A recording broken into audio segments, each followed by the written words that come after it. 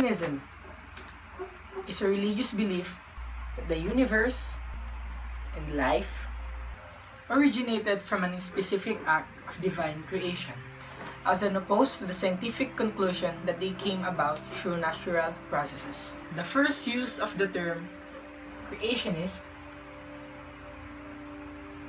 to describe a proponent of creationism is found in an 1856 letter of Charles Darwin, describing those who objected on the religious grounds to the then emerging science of evolution.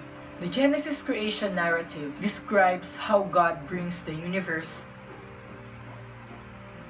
into being in a series of creative acts over 6 days, and places the first man and women in a divine garden called the Garden of Eden.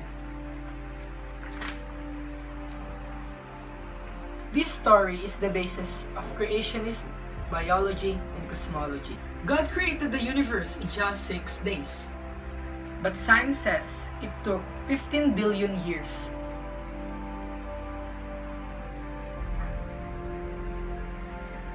How to reconcile those numbers?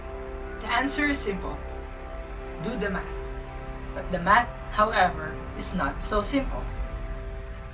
Did God really create the universe in just 6 days and resting on the seventh?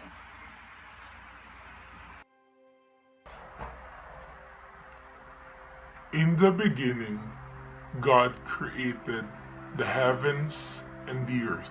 As says in the story of creation described in the first book of Bible, which is the Genesis. Those opening chapters might be the description of the Big Bang itself.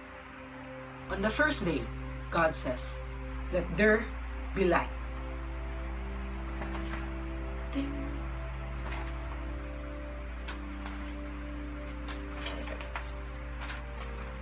Let there be light.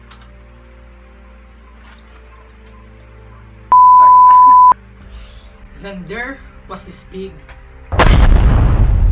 There might be identical realities. The biblical calendar begins with the appearance of Adam on the 6th day, not in the beginning of the world.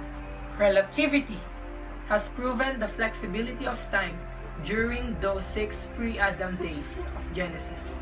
Einstein's theory of relativity stated that time and velocity has a relationship.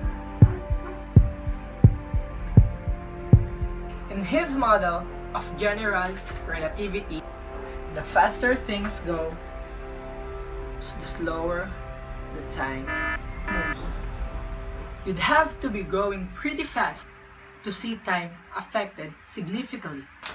However, the only one thing that does not move that fast is light, which travels about 186,000 miles per second. Because light moves so fast, it affects time. Meaning one event that is viewed from 2 points in the universe is perceived at different rates. So time can't be absolute. It depends on your point of preference. Genesis isn't prepared to give scientific accounts in the world's beginnings. Pope Francis declares that the evolution and the Big Bang were real. Francis explained that both scientific theories were not incompatible with the existence of a creator, arguing instead that they require it. When we read about creation in Genesis, we run the risk of imagining God as a magician with a magic wand. But that is not so, Francis said.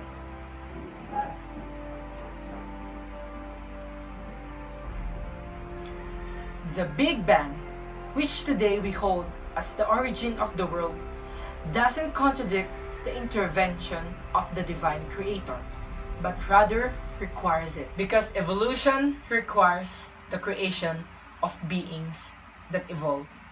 Thank you for listening.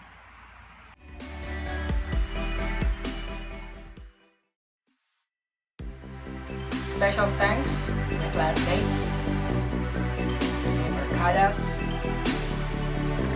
to Kat,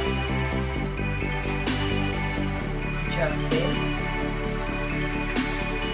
to Kyla, so our beloved President, Jillian. And also a shout out to my